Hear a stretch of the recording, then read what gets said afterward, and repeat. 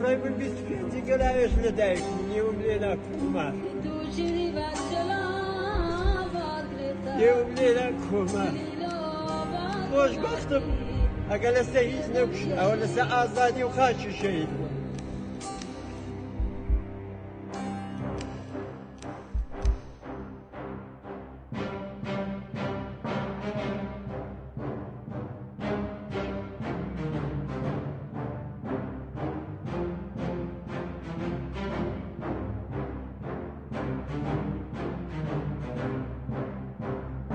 ما در بند این قفس جو را برملا کنیم، ما هم پا و هم نفس زندگی را صدا کنیم. ما با زخم ترکه ها تن را سرندا کنیم، با بهار آزادی داشتها را هوا کنیم.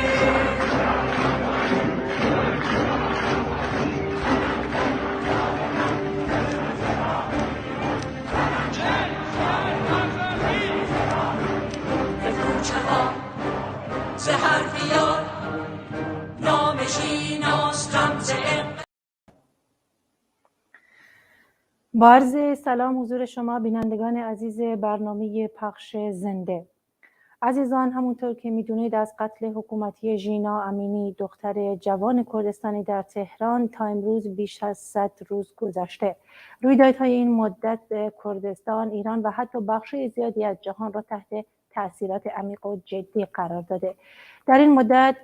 شعار زن زندگی آزادی که از کردستان برخاست به موتور محرکه جنبشی پیشرو آزادی خواهانه تبدیل شد که بیشترین بخش‌های مردم این جامعه رو در مقابل رژیم اسلامی قرار داد. زنان و جوانانی به میدون اومدن که علاوه بر خواست سرنگونی جمهوری اسلامی، روشن‌ترین و انسانی‌ترین افق‌های سیاسی، فرهنگی و اجتماعی رو در مقابل مردم ایران قرار دادند.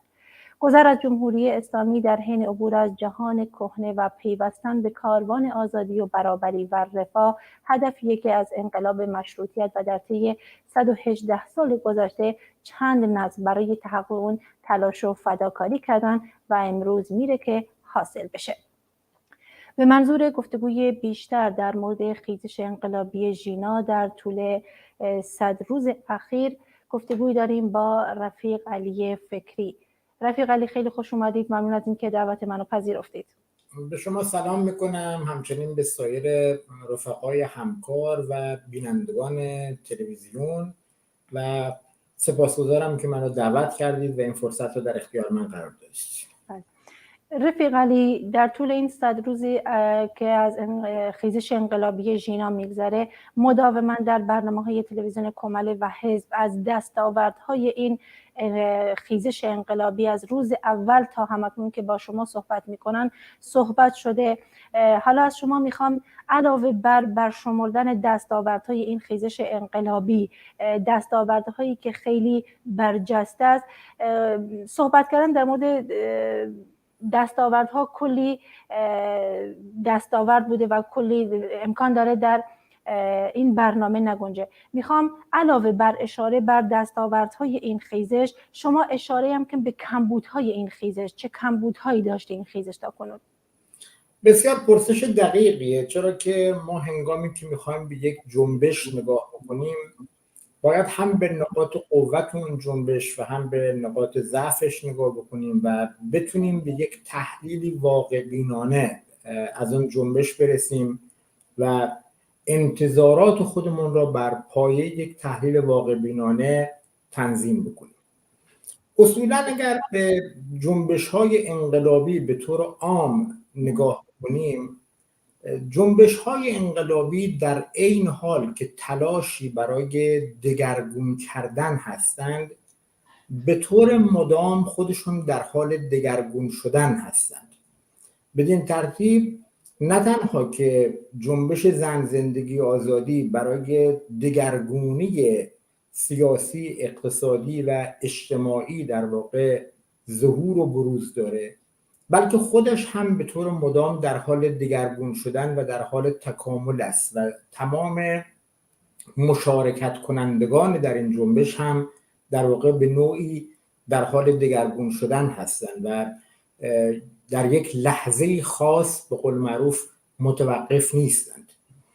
برای اینکه به دستاوردها نگاه بکنیم باید به این نکته توجه کنیم که برخلاف نگرش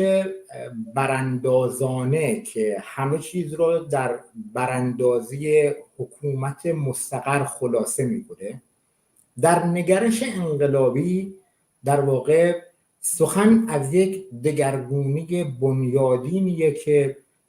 بخش براندازی حکومت مستقر نیز تنها قسمتی از این پروسه است و این پروسه به صرفاً براندازی حکومت خلاصه نمیشه. به همین دلیل رویدادهای مهم تاریخی هرچند که ممکن است به آن هدف نهایی خودشان نرسیده باشند اما دستاوردهای بزرگی داشتن برای جامعه. به طور مشخص میتونیم به جنبش رادیکالی که در اروپا در دهه 60 میلادی به ویژه 1968 پدید آمد نگاه بکنیم. علی‌رغم آنکه این جنبش در واقع به یک انقلاب اجتماعی در جوامع اروپایی نینجامید اما یک شبه انقلاب را پدید آورد و اروپا دیگه هرگز نتونست به پیش از در واقع دهه 60 میلادی برگرده و به طور مشخص اروپای محافظه‌کار آن زمان را به شدت دگرگون کرد، از جمله ساختارها و نهادهای اجتماعی مانند خانواده رو به شدت دگرگون کرد و عرصه‌های مختلف زندگی اجتماعی رو تحت تاثیر خودش قرار داد. حالا اگر به جنبش انقلابی زن زندگی آزادی نگاهی بندازیم، به باور من ما تا همین امروز شاهد یک دگرگونی عظیمی در جامعه ایران هستیم که شاید سالها بحث نظری نمیتونست در واقع تا این اندازه جامعه ایران را دگرگون بکنه. ما شاهد این هستیم که علاوه بر آنکه رژیم جمهوری اسلامی با بزرگترین بحران موجودیت خودش مواجه شده، ترس زدایی در جامعه صورت گرفته و اگر تا پیش از 16 سپتامبر و قتل حکومتی مهسا امینی ما شاهد این بودیم که در واقع بسیاری رژیم جمهوری اسلامی را یک رژیمی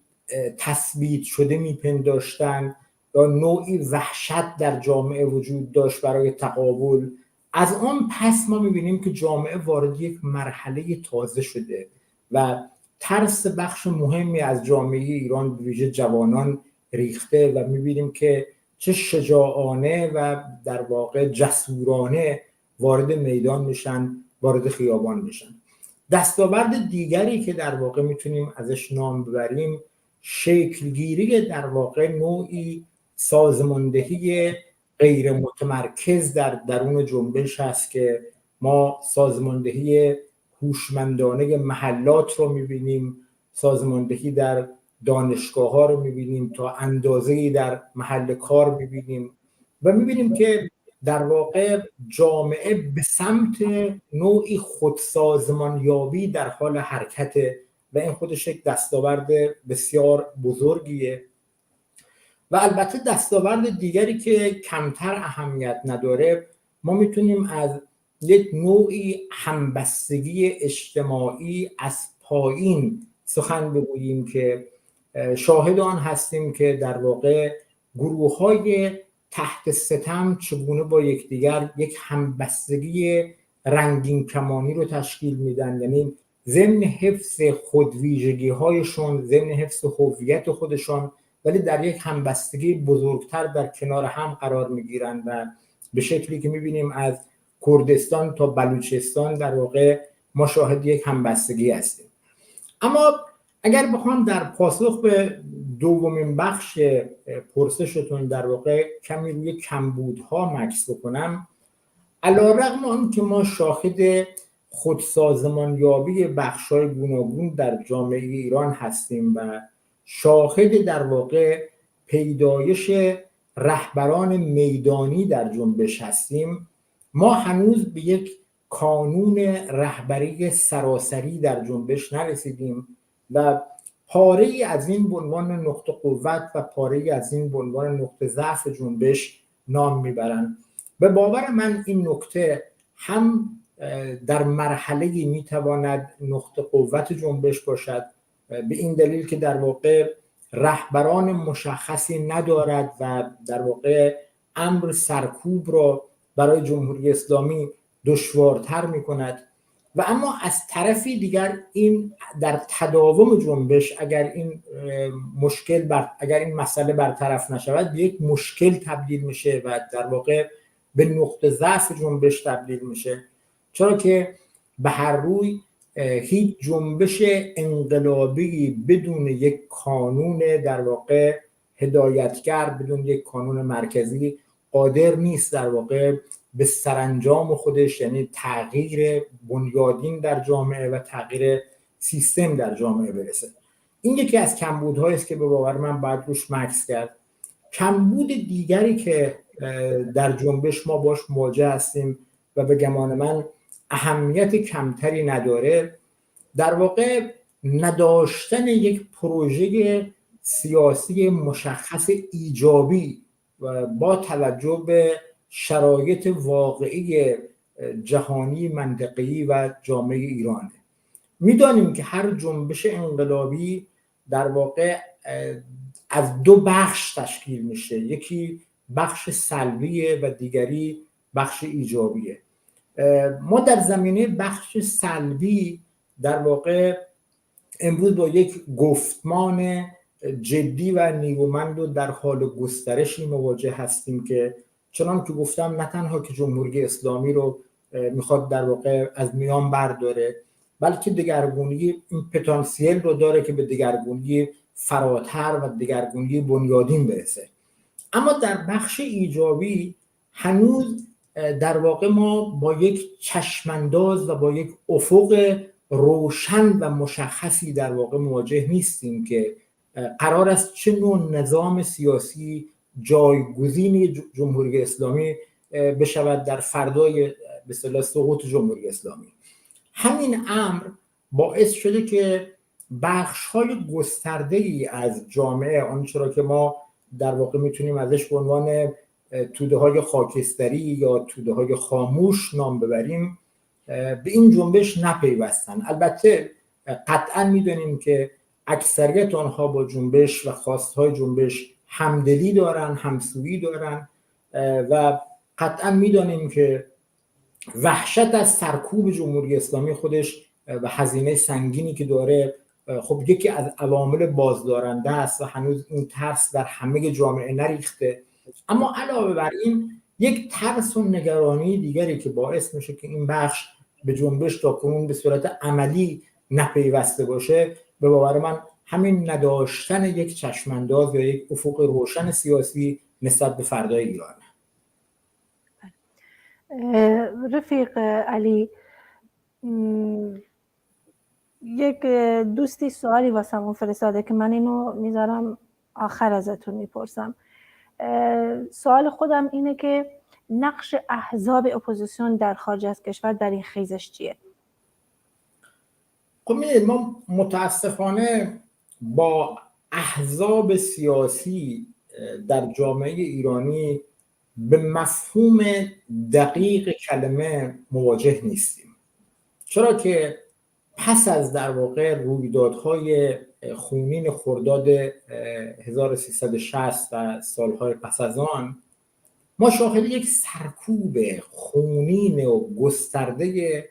اپوزیسیون سازمان یافته جمهوری اسلامی بودیم و بعد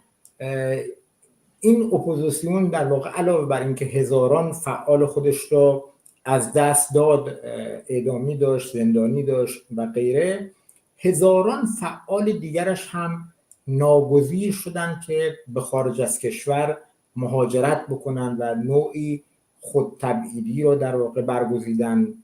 راه تبعید رو در پیش گرفتن و غیره. و این خودش یکی از عوامل در واقع مهمی بود که اپوزیسیون جمهوری اسلامی در واقع پایه اجتماعی خودش را تا حدود بسیاری در داخل ایران از دست داد. البته شاید منطقه کردستان ایران یک مقدار از این امر مستثنا باشه، چون به هر روی ما هنوز در کردستان، چنان که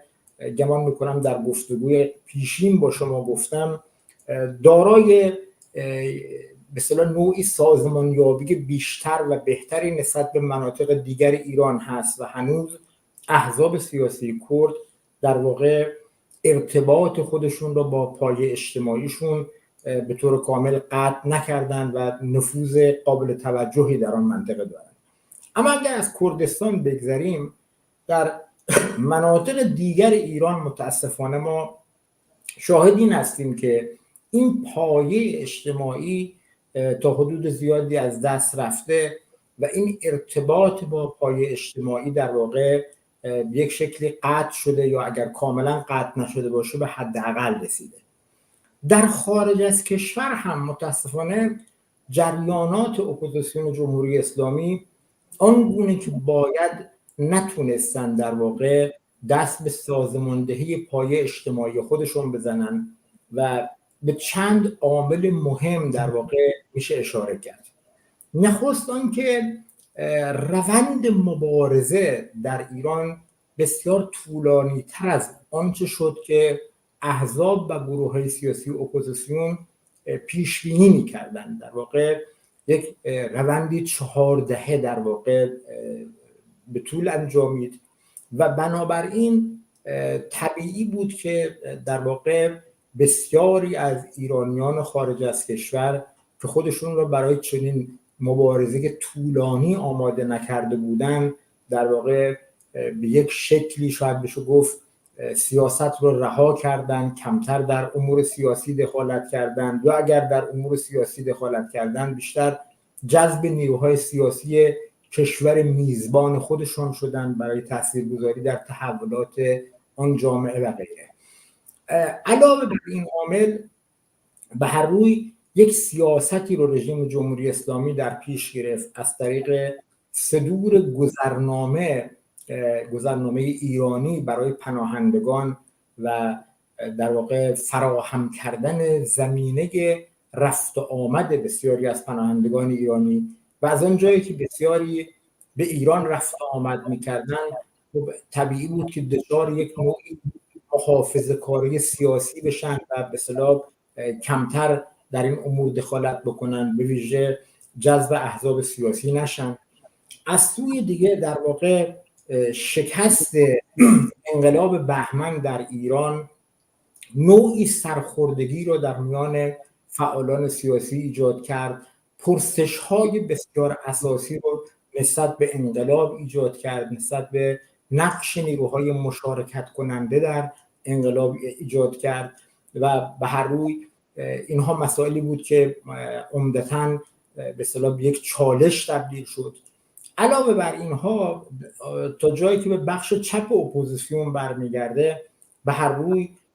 فروپاشی دیوار برلین، پایان جنگ سرد، اینها هم به اصطلاح یک بحران جهانی رو برای چپ پدید آورد که قطعاً چپ ایران هم نمیتونست به اصطلاح از آن بی تاثیر باشه. بنابراین ما در هنگامه‌ای در واقع زندگی میکنیم که از دید من احزاب سیاسی آنچنان که باید قادر نبودند و قادر نیستند در واقع نقش سیاسی خودشون رو چه در داخل و چه در خارج از کشور ایفا بکنند. هرچند که فعالان این احزاب و سازمان‌های سیاسی در واقع در کنار بسیاری از مردم دیگه در نهادهای محلی در واقع اقدام به سازماندهی حرکت‌هایی در اینجا و آنجا کردن و موفق هم بودن، اما احزاب سیاسی اپوزیسیون در خارج از کشور آنگونه که باید متاسفانه قادر نبودن در واقع نقش سیاسی خودشون رو بازی بکنن.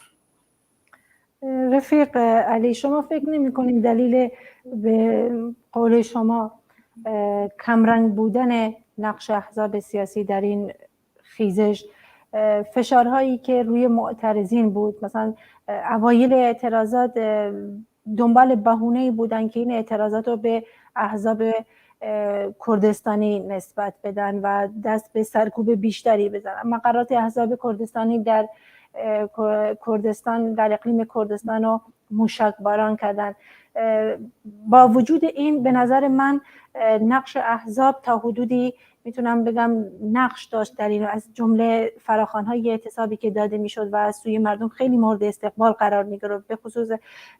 وقتی فراخوان‌ها از طرف احزاب کردستانی بودن. نظر شما در این مورد چیه؟ من کاملا به صحبت شما موافقم. در صحبت پیشین من اشاره کردم راجب یعنی احزاب کردستانی رو از بحث خودم استثناء کردم، چون احزاب کردستانی در خارج از کشور هم به نظر من نقش بسیار مهمی داشتن. یعنی در همین شهری که من زندگی میکنم من مشاهده کردم که احزاب کردستانی در واقع خیلی خوب تونستن با پایه اجتماعی خودشون ارتباط بگیرن، پایه اجتماعی خودشون رو سازمان بدن و در تحولات نقش مهمی داشته باشن. بنابراین بحثی که مطرح کردم شامل احزاب و سازمان‌های کردستانی نمیشه. بیشتر مرادم احزاب سراسری اپوزیسیون بود، اهم از چپ و راست و میانه، که به گمان من احزاب سراسری آنگونه که باید نتونستن نقش خودشون رو بازی بکنن، نقششون بسیار کمرنگه و این نبودن در واقع سازمان ها و احزاب کلاسیک، اجازه بدید من این نکته رو در واقع بر صحبت پیشینم بیفزایم، باعث میشه که در واقع افرادی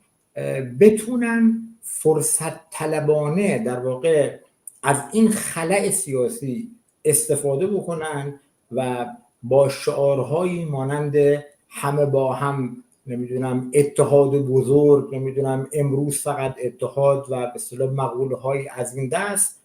تلاش بکنن تا در واقع موج سواری بکنن و این جنبش انقلابی رو به نفع خودشون مصادره بکنن. بنابراین اگر احزاب و سازمان‌ها به ویژه سازمان‌های بخش چپ و اپوزیسیون قادر بودن در واقع یک وزن سنگینی داشتن و قادر بودن که نقش متناسب با در واقع وزن سیاسی خودشون در عرصه سراسری بازی بکنن، نقش مشابه به احزاب کردستانی که در کردستان بازی کردن، اگر سازمان‌های سراسری میتونستن در عرصه سراسری بازی بکنن، قطعاً وضعیت امروز خیلی متفاوت تر بود و اگر در خارج از کشور ما میتونستیم دست به چنین سازماندهی بزنیم، حتما بر به اصطلاح تحولات داخل هم میتونستیم بی تأثیر نباشیم. اما این متاسفانه امروز به نقطه ضعف در واقع اپوزیسیون سازمان یافته کلاسیک جمهوری اسلامی تبدیل شده که گفتم نه در داخل و نه در خارج هنگامی که از احزاب سراسری سخن بگیم متاسفانه نتونستن نقش مناسبی بازی بکنن. درست. رفیق علی، اقشار از آغاز این خیزش، اقشار مختلفی بین خیزش انقلابی پیوستن، هنوز قشرهایی موندن که بین اعتصاب بپیوندن. این قشرها کدوم قشرهان و وظیفه ما نیروهای چپ چیه برای اینکه این قشرها را تحریک کنیم که به این اعتصاب و به این خیزش بپیوندن؟ عمدتاً متاسفانه نیروی کار، طبقه کارگر، برخلاف انتظاری که خب ازش میرفت آنگونه که باید به جنبش نپیوسته و ما شاهد یک اعتصاب در واقع یک پارچه فلج کننده نیستیم. چرا که من در گفتگوهای پیشین با شما هم تاکید کرده بودم که در واقع بدون پیوستن گسترده طبقه کارگر و بدون در واقع پیوند یک اعتصاب یک پارچه و عمومی با تظاهرات ها و اعتراضات خیابانی نمیشه از سرنگونی جمهوری اسلامی سخن گفت. هرچند که این روند در واقع یک روندی است که بسیار در چشمانداز و افق خودش سرنگونی جمهوری اسلامی رو میشه دید و در دستور کار قرار داد، اما از اونجا که هنوز این جنبش با اون جنبش گسترده میلیونی تبدیل نشده و طبقه کارگر رو نتونسته با خودش به شکلی گسترده همراه بکنه و ما شاهد اعتصابات و تظاهرات‌های موضعی هستیم.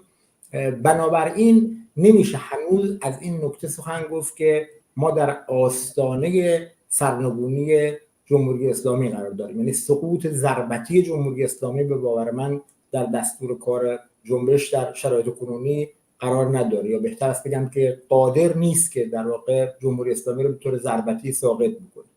حالا چه عواملی بازدارنده هستن برای پیوستن طبقه کارگر؟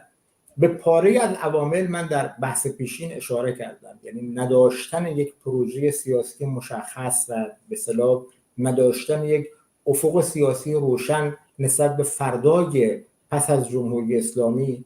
و نداشتن یک کانون رهبری، اینها عوامل مهمی هستند. اما در کنار این عوامل خب میدونیم که در واقع ما از جامعه‌ای داریم سخن میگیم که فقر و تنگ دستی در واقع 70-80% مردم رو دست به گریبان کرده و در چنین شرایطی در واقع دست زدن به اعتصابات به اصطلاح نامحدود و پردامنه خب هزینه‌های اقتصادی سنگینی داره که اعتصابیون در واقع قادر به پرداخت آن به این سادگی نیستن. بنابراین یکی دیگر از اتفاقاتی که در واقع باید بیفته این هست که این سازمانیابی که از پایین داره صورت میگیره باید بتونه کمیته های حمایت از اعتصاب رو راه بندازه، باید بتونه تعاونی های همیاری را بندازه، باید بتونه در واقع یک شکلی به بقای زندگی کسانی که میخوان در اعتصاب مشارکت بکنن کمک بکنه و به ویژه ایرانیان خارج از کشور میتونن نقش مهمی در واقع به لحاظ مالی در این زمینه ایفا بکنن. بنابراین صرف این که ما انتظار داشته باشیم که طبقه کارگر یا طبقه متوسط به شکلی گسترده در واقع به اعتصابات بپیونده کافی نیست، بلکه باید یاری رسانه در واقع یک سازماندهی عملی باشیم که بتونه به لحاظ مالی شرایط زندگی اردوی کار و زحمت رو در واقع ساده تر بکنه و به بقای در واقع آنها کمک بکنه تا اینکه امکان یک اعتصاب موفق رو در واقع بیشتر فراهم بکنه.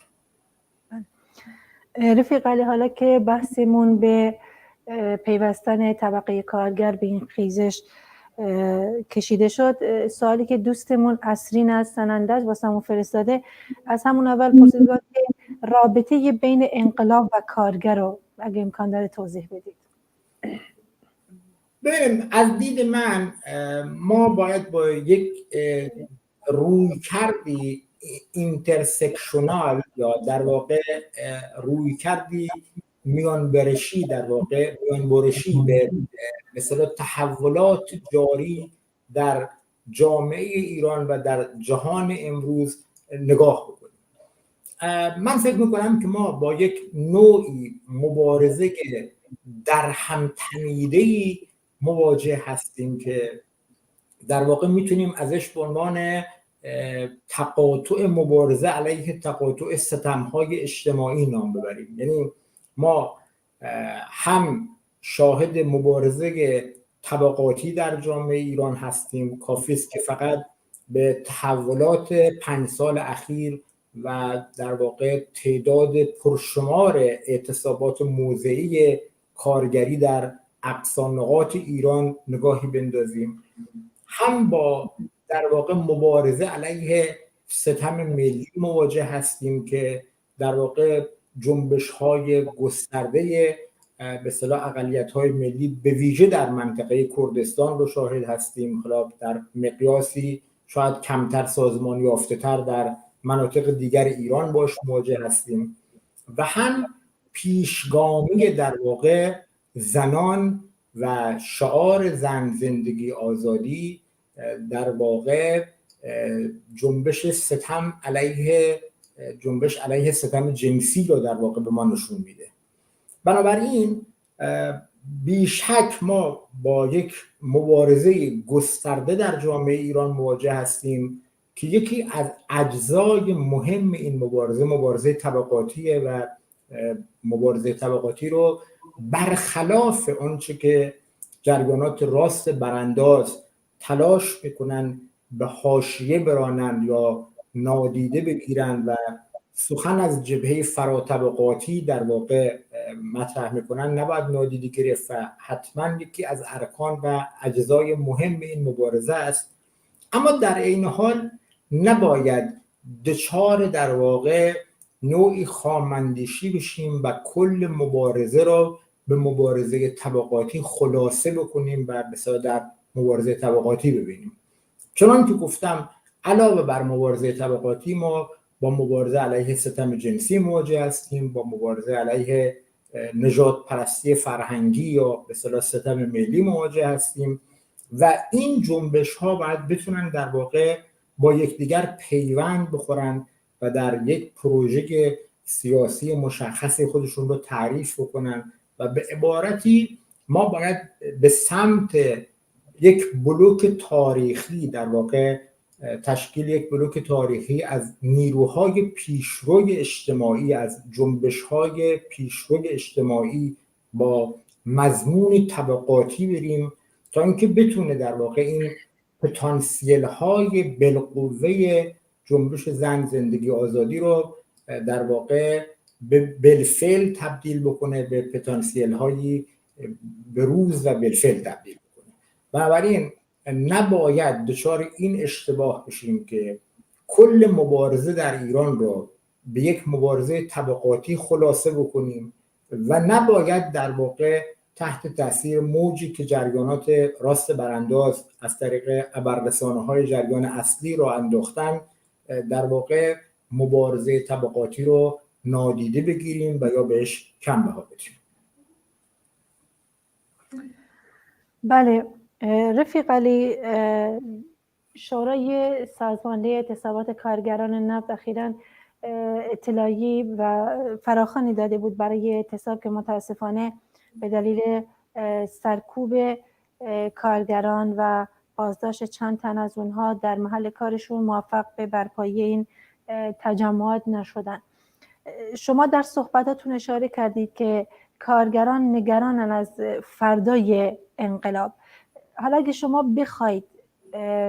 خیلی کوتاه و خیلی واضح بخوایم از این نگرانی ها کم کنیم، شما چه پیشنهادی دارید؟ سرنوشت این کارگرها بعد از انقلاب چی میشه؟ به باور من نخستین چیزی که باید به رفقای کارگرمون در ایران گوشزد کرد اینه که هرچی گسترده تر دست به خودسازمان یابی بزنن. هرچی که کارگران در واقع سازمان یافته تر باشن، هرچی که جنبش کارگری سازمان یافته تر باشه، امکان سرکوبش کمتره و تهدیدهایی که در مقابلش وجود داره کمتر میشه. دوم اینکه جنبش کارگری باید از انقلاب اسلامی شده 1357 درس‌هایی رو بیاموزد. یکی از درس‌ها اینه که ما بدون اعتصابات کارگری و به ویژه بخش صنعت نفت شاهد سقوط رژیم پهلوی نمی بودیم. اما در این حال یک درس دیگری که جنبش کارگری و رفقای کارگر بعد از این انقلاب بگیرند این هست که علی‌رغم آنکه کارگران در واقع ستون فقرات انقلاب را تشکیل میدادند، ولی به لحاظ سیاسی در واقع خواستها و منافعشون نمایندگی نمیشد و در جریان تصمیم گیری ها و تصمیم سازی ها نقشی نداشتند. بنابراین یک جنبش متشکل کارگری صرفاً نباید بر سرنگونی صرف حکومت مستقر تاکید کنه، بلکه باید خواستهایی همچون مشارکت سیاسی و مقوله های از این دست رو در واقع در دستور کار خودش قرار بده. من فکر میکنم که برای آینده سیاسی ایران ما باید در واقع از یک دموکراسی رادیکال و به اصطلاح مشارکتی و تلفیقی سخن بگیم که از 3 رکن این دموکراسی ما میتونیم نام ببریم. یکی دموکراسی در عرصه محلی و منطقه‌ای، در واقع میشه گفت که نوعی فدرالیسم شهری و منطقه‌ای اینجا مورد نظرمه، مثلا عدم تمرکز قدرت سیاسی. دیگر در واقع دموکراسی در محل کاره، یعنی مشارکت در واقع کارگران و کارکنان در واقع در شوراهای هم‌مدیریتی در محل کاره. و سوم در واقع دموکراسی در عرصه ملی یا حالا در عرصه به اصطلاح کلان و سراسریه. از طریق پیوند در واقع این 3 رکن به اصطلاح دموکراسی که بهش اشاره کردم،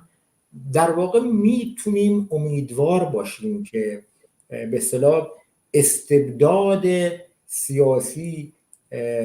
در ایران بازتولید نشه، استبداد اقتصادی اجتماعی در واقع از میان برداشته بشه و ما به سوی یک دگرگونی بنیادین در جامعه ایران حرکت بکنیم و افق روشنی رو میتونیم ببینیم. بنابراین جنبش کارگری علاوه بر این که باید دست به سازمانیابی خودش بزنه، به باور من باید روی خواستهایی که بهش اشاره کردم حتما تاکید بکنه و بحث مشارکت سیاسی و اجتماعی باید در دستور کار و خواستهای جنبش کارگری قرار بگیره. جنبش کارگری نباید صرفاً در موضع تدافعی خودش رو قرار بده و باید بتونه در واقع در یک موضعی قرار بگیره که به اصطلاح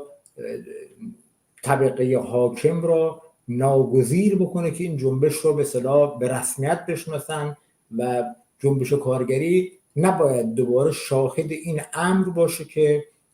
به اصطلاح تغییر و تحولات از بالای سرش در درون طبقه حاکم صورت بگیره. اینا نکاتی هستش که به نظر من امیدوارم که رفقای کارگر در ایران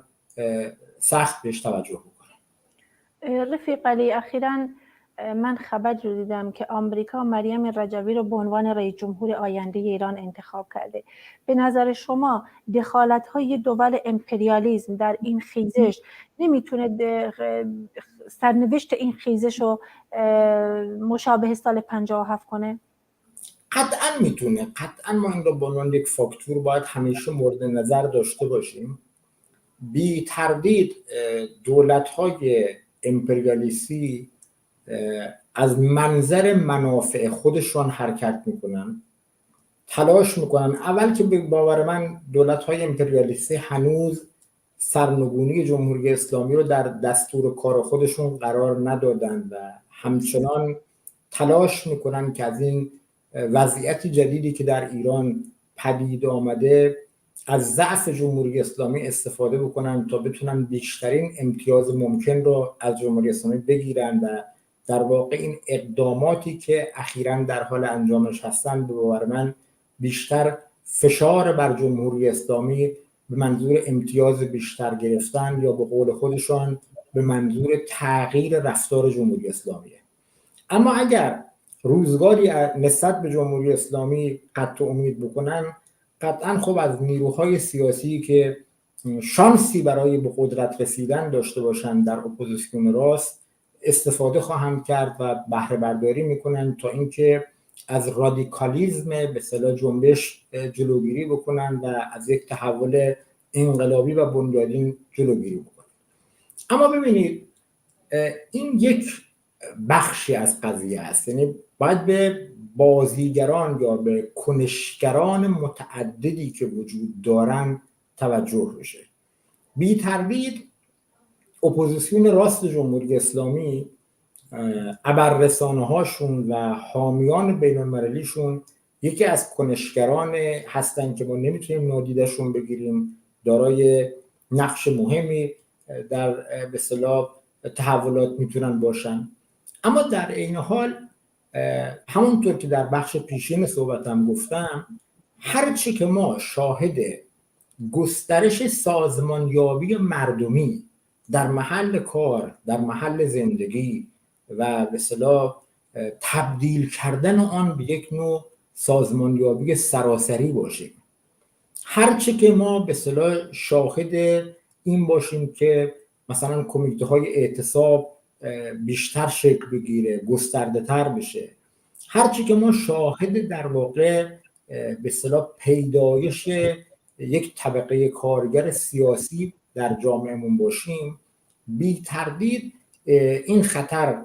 کاهش پیدا میکنه و در واقع میشه گفت که شرایط برای اپوزیسیون راست و حامیان جهانیش سخت‌تر و دشوارتر میشه. من بر این باورم که نبردی که ما امروز داریم، مبارزه‌ای که ما امروز داریم، هرچند که تمرکز اصلی این نبرد باید بر جمهوری اسلامی باشه، بر نبرد با جمهوری اسلامی باشه، اما نباید فراموش کنیم که این نبرد در دو جبهه به طور همزمانه، یعنی از یک سو نبردی با جمهوری اسلامی به منظور به زیر کشیدن آن و از سوی دیگه در واقع با جریانات اپوزیسیون راست هست، حالا از جمله در واقع سازمانی که شما بهش اشاره کردید. چرا در واقع این نبرد، یعنی این بخش نبرد هم مهمه؟ به این دلیل که چنان که گفتم جنبش انقلابی زن، زندگی، آزادی دارای این پتانسیل هست که نظم کهنه رو در واقع با یک نظمی نوین جایگزین بکنه و به زبانی دیگر یک اکنون دیگری رو خلق کنه و در برابر ما قرار بده. و بی تردید جریانات اپوزیسیون راست حالا با شدت و ضعف متفاوت و با رنگارنگی که دارن، یکی از موانع اصلی در واقع این تحول هست. جریانات اپوزیسیون راست همونطور که خودشون هم در واقع بارها گفتن و تاکید کردن، جریاناتی برانداز هستند و نه انقلابی، چرا که آنها هدفشون صرفاً جابجایی قدرت، یعنی خلعیت گروهی از حاکمیت و در واقع تسخیر قدرت سیاسی توسط گروهی دیگریه. خب بسیاری از آنها حتی میدانیم که از نام رژیم جمهوری اسلامی هنوز در تبلیغات خودشون استفاده نمی‌کنن و در واقع از آن به عنوان رژیم آخوندی یا رژیم خمینی یا به اصطلاح مقوله‌های از این دست نام میبرن. بنابراین بی تردید آنها تمام تلاش خودشون رو به کار میگیرن، حامیان بین‌المللیشون تمام تلاش خودشون رو به کار میگیرن که اگر قرار شد روزی اتفاقی بیفته، یک جابجایی ساده قدرت مانند سال 57 صورت بگیره و از یک دگرگونی انقلابی جلوگیری بکنن. اما به همین نسبت جریانات و نگرش به اصطلاح انقلابی و چپ نیز باید تمام تلاش خودش رو به کار بگیره تا یک دگرگونی انقلابی در جامعه ایران رو رقم بزنه. به هر روی ما پیشاپیش خودمون رو نباید بازنده ارزیابی بکنیم. من فکر میکنم که ما در میانه یک نبرد هستیم و شانس‌های خیلی خوبی رو هم میتونیم داشته باشیم اگر از این شانس‌ها در واقع به درستی استفاده بشه. رفیق علی، بحث از بدیل کی جایزه، کی وقتشه که بحث بشه و گفتگو بشه در مورد بدیل؟ به باور من از همین امروز. حالا اینکه کی در جامعه ایران به صورت یک افق اجتماعی مطرح میشه، خب بیشک هنگامی که توازن قوا در جامعه کاملا به زیان رژیم به هم بخوره و به اصطلاح اون هنگامه که در واقع بدیل در جامعه ایران مطرح میشه. اما برای ما کنشگران سیاسی به باور من از همین امروز باید مطرح باشه، چرا که ما در مقابل در واقع شعارهای پوپولیستی و به اصطلاح عوام فریبانگی مثل امروز فقط اتحاد و تکلیف بدیل را مردم ایران در فردای جمهوری اسلامی مشخص میکنن، اتفاقا باید بر بدیل سیاسی و چگونگی شکلگیری این بدیل سیاسی از همین امروز تاکید بکنیم و این بحث باید برای ما یک بحث بسیار بسیار مهم باشه و بحثی جدی باشه. تجربه انقلاب 57 به ما می‌آموزد که آنچه که در پای صندوق‌های رأی فردای سقوط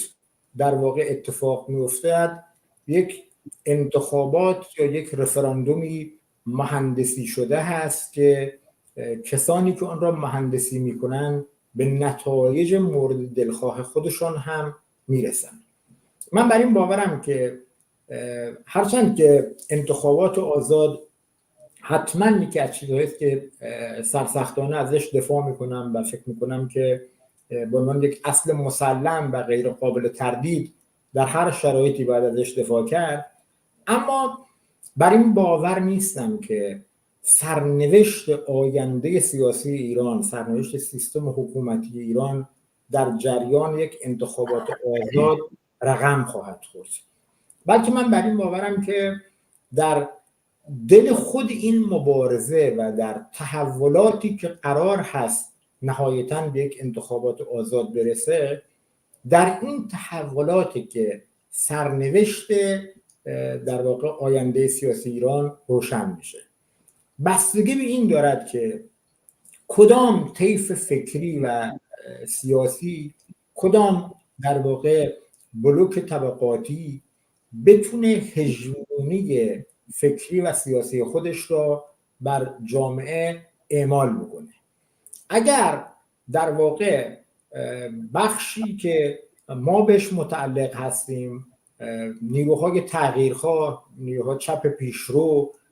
هژمونی خودش رو اعمال بکنه بر این مبارزه، از درون انتخابات یک چیز در میاد و اگر نیروهای راست برانداز هژمونی خودش رو اعمال بکنن، از درون انتخابات چیزی دیگری در میاد و اینها دو چیز متضاد هستن. بر همین دلیل هم هست که من خیلی بر سازماندهی مستقل و از پایین تأکید میکنم، حتی اگر این گفتمان نتونه در جریان پروسه انقلاب یک گفتمان هژمونیک تبدیل بشه، حتی اگر گفتمان راست به یک گفتمان هژمونیک تبدیل بشه، اما یک نیروی سازمان یافته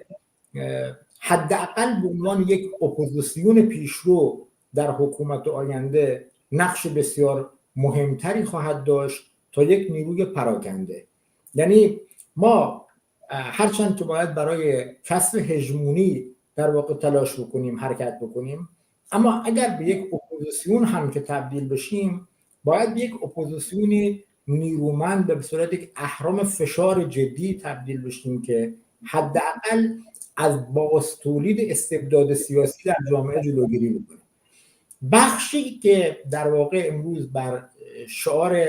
امروز فقط اتحاد تأکید میکنن، حالا از جریانات راست بگذاریم که دارای منافع ویژه و خاصی هستن، اما اون بخشی که در واقع منافع رو ندارد در این قضیه و فکر میکند که از طریق امروز فقط اتحاد میشه به دموکراسی رسید، یک چیز رو در واقع نادیده میگیرد و آن این است که دموکراسی نتیجه کشمکش اجتماعی و سیاسی میان نیروهای به اصطلاح درگیره. دموکراسی یک پدیده ای نیست که در واقع یک شبه حادث بشه. دموکراسی یک چیزی نیست که یک جریان سیاسی یا فکری از بالا اون رو به شما هدیه بده. بنابراین حتی اگر بخواهیم از مثلا برای مثال یک استبداد سلطنتی یا یک استبداد در واقع سکولار در فردای ایران جلوگیری بکنیم، باید بتونیم دست به سازمانیابی خودمون بزنیم و بعد این گفتمان بدیل رو از همین امروز در دستور کار خودمون قرار بدیم و خودمون رو حول و حوش گفتمان بدیل بتونیم سازمان بدیم. خب رفیق علی ممنونم. از صحبتاتون من یک سوالی دارم، ولی از صحبتاتون فهمیدم که خیلی خوشبین است. میخواستم این سوال ازتون بپرسم که تا چند اندازه به این انقلاب خوشبین هستید؟ من اصولا آدم خوشبینی هستم، چون فکر میکنم که امید یک نیازی هست که ما باید بهش حتما توجه بکنیم و در پیشبرد اهداف ما به ما کمک میکنه. اما در این حال این به معنای یک خوشبینی کاذب و افراطی نیست، چرا که حتما باید به مخاطراتی که در برابر ما قرار داره، مخاطراتی که چه از درون جنبش رو تهدید میکنه و چه از بیرون تهدید میکنه، از جمله خطر سرکوب، این مخاطرات رو نباید دست کم گرفت، باید بهش توجه لازم رو کرد، باید به اصطلاح بهش اندیشید، باید برای برون رفت ازش اندیشید، ولی همچنان باید امیدوار بود و تصور میکنم که جامعه ایران وارد یک عصر جدید شده و تصور میکنم که نتیجه این جنبش انقلابی نه تنها که در ایران میتونه خیلی امیدوار کننده باشه، بلکه بر کل کشورهای منطقه میتونه تاثیرات مثبت و بسیاری داشته باشه. ممنون رفیق علی عزیز. من سوالی ندارم، شما اگه نکته‌ای داری که بخوای به حرفاتون اضافه کنید بفرمایید. ممنونم از فرصتی که در اختیارم قرار دادید. نه، من هم فکر میکنم که نکته دیگری نمانده باشه، تنها برای شما و همکارانتون آرزوی موفقیت میکنم و خیلی ممنون رفیق علی عزیز. بله بینندگان عزیز، به پایان برنامه امروز پخش زنده رسیدیم.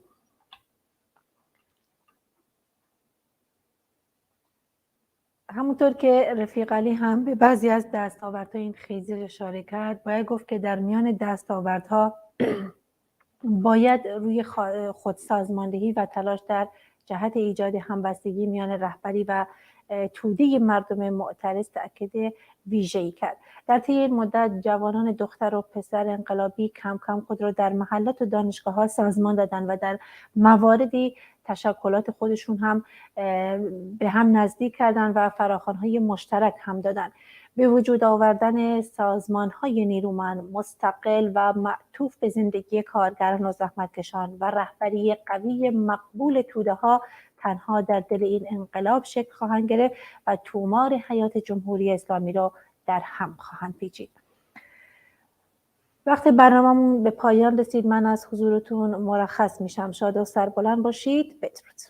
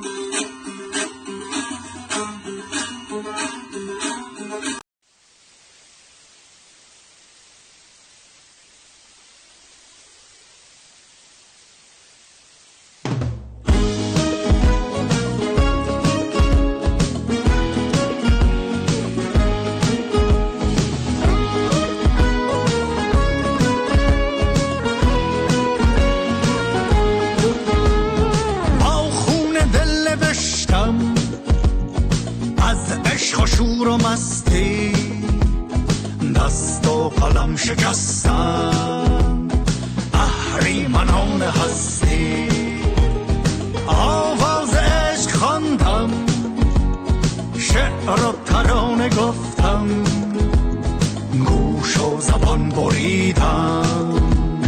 عاشق کشان هستی، زیبا نگاه کردم، چشم و با چراغ گشتم، آن دیده کور کردم نابخردان هستی، آن دیده کور کردم نابخردان هستی.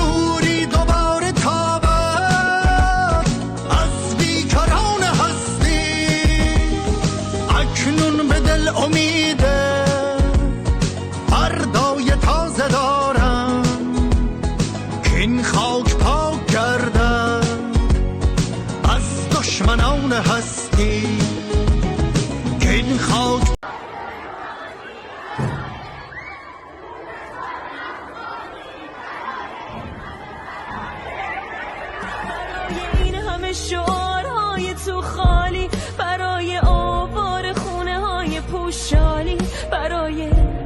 احساس آرامش، برای خورشید پس از شبای تو. برای زن زندگی آزادی، برپاخیز برای زن زندگی آزادی، برپاخیز برای زن زندگی آزادی. به نام زن، به نام زندگی، رها شویم ز طوق بندگی. شب سیاه ما سحر شود، تمام تازیان ما تبر شود، که با